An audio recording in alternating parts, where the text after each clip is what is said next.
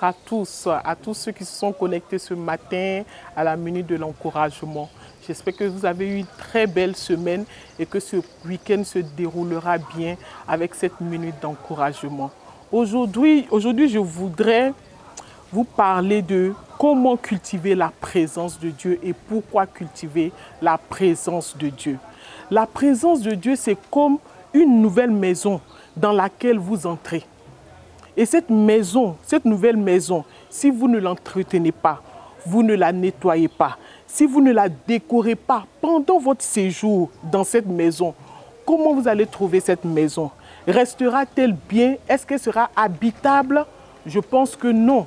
Nous tous, nous habitons dans une maison, même si c'est dans une chambre. Quand vous rentrez dans une chambre, vous entretenez cette chambre-là. C'est ainsi la présence de Dieu. C'est ainsi que ce matin, je voudrais nous encourager à cultiver la présence de Dieu dans ce monde et au milieu de tous ces défis que nous traversons, que nous rencontrons, ou que les membres de nos familles rencontrent. Cultiver, c'est quoi? C'est développer, perfectionner par l'exercice, entraîner avec soin, conserver. Donc, au travers de cette définition de cultiver, je voudrais nous encourager à développer, perfectionner par l'exercice, entretenir avec soin et conserver la présence de Dieu. Peu importe ce que nous traversons, nous devons conserver et entretenir la présence de Dieu. Pourquoi devons-nous l'entretenir? C'est très important. Nous devons savoir, si tu ne connais pas une chose, tu vas l'utiliser avec abus. Donc tu dois savoir pourquoi tu dois entretenir la présence de Dieu chaque jour qu'il t'offre. Tu dois l'entretenir tout d'abord parce que c'est un privilège. Parce que le jour où tu as donné ta vie à Dieu, Dieu est entré en toi. Sa présence est entrée en toi. Et c'est un privilège de connaître le Seigneur, de l'accepter. Et donc c'est un privilège d'avoir la présence de Dieu en toi. Et deuxième chose, pourquoi devons-nous entretenir la présence de Dieu? Cette présence-là, pendant cette présence-là, va nous révéler nos péchés et par sa grâce nous purifier également. Pourquoi également entretenir et cultiver la présence de Dieu? Dans sa présence, nous abandonnons les mauvaises habitudes que nous avions et nous cultivons des habitudes qui sont agréables à Dieu. Dans la présence de Dieu, nous avons la joie, une multitude de joie, la victoire, la restauration et la faveur et l'honneur. D'aucuns diront que moi je suis en Dieu, je cherche sa présence, je cultive sa présence, mais je fais le jeûne, la prière, vraiment je fais tout ce qu'il faut pour demeurer dans la présence de Dieu et cultiver la présence de Dieu. Mais je rencontre des défis, je fais face à des défis que je n'arrive pas à supporter. Mais est-ce que Dieu nous a dit que si nous venons à lui, est-ce que nous n'allons pas avoir des défis? Il ne l'a pas dit. Vous pouvez lire dans Jean 16, verset 33. Malgré les difficultés, si tu es en Dieu et que tu cultives sa présence, tu auras la paix. Rien ne va t'ébranler parce que dans la paix, aucune vague ne peut t'ébranler.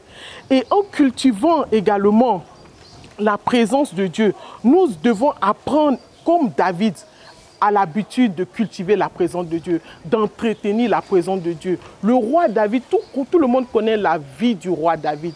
Il est passé par des difficultés, mais en dépit de tout, le roi David a toujours proclamé des paroles. Il a toujours entretenu des relations avec Dieu. Il a toujours désiré la présence de Dieu. Nous allons lire la parole de Dieu dans Psaume 27, du verset 4 au verset 6.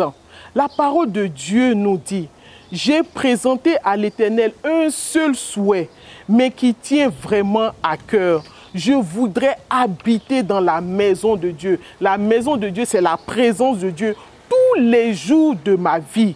afin d'admirer l'Éternel dans sa bonté. Quand tu es dans la présence de Dieu, tu admires l'Éternel, dans sa bonté et de rechercher à le connaître dans sa demeure. Quand tu recherches, tu cultives la présence de Dieu, tu cherches à connaître la demeure de Dieu, tu rentres dans les profondeurs de Dieu et rien ne peut t'ébranler malgré les situations dans le monde. Et le verset 5 dit: car il me cache sous sa tente tous les jours du malheur. Vous avez vu, tous les jours du malheur, en demeurant dans la présence de Dieu, Dieu va te cacher. Il va te donner un abri, te recouvrir, te protéger de tout danger de l'ennemi et te permettre d'être protégé dans le nom de Jésus. Et il dit, dès à présent, je peux lever ma tête pour dominer mes ennemis autour de moi. En cultivant la présence de Dieu, nous pouvons dominer nos ennemis. Nous pouvons demeurer dans la joie malgré les difficultés, malgré les défis que nous pouvons rencontrer et nous allons les rencontrer. Mais demeurons dans la présence de Dieu. Car sans la présence de Dieu, nous sommes un poisson qui est hors de l'eau. Sans la présence de Dieu, nous ne pouvons pas connaître Dieu. Nous ne pouvons pas connaître la profondeur de Dieu et demeurer dans la joie, une joie vraiment immense. Donc ce matin, chers frères et sœurs, je voudrais nous encourager en ce mois de mai, au deuxième trimestre de l'année 2025. Les gens pourraient dire que depuis que j'ai commencé l'année, j'ai demandé à Dieu telle chose, mais le Seigneur ne m'a pas donné. Je te demande de ne pas t'encourager, ne pas te décourager. Demeure dans la présence de Dieu. Quand tu vas insister, tu vas persister et tu vas demeurer dans la présence de Dieu, tu verras la manifestation de l'Éternel. Tu vivras dans la paix. Pendant que les autres autour de toi seront dans les inquiétudes, toi, tu seras dans la paix. Alors, demeurons et restons, cultivons la présence de Dieu.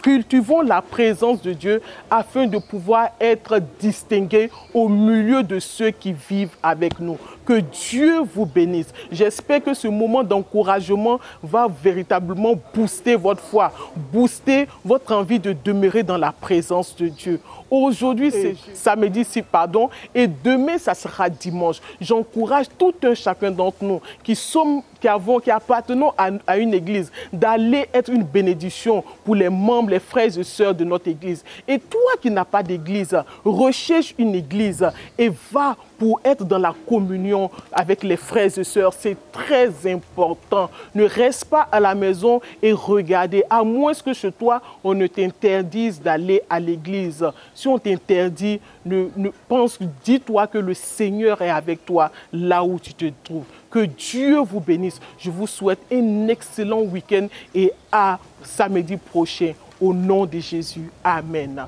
Entends-tu la voix du Seigneur, la voix du berger qui parle dans ton cœur?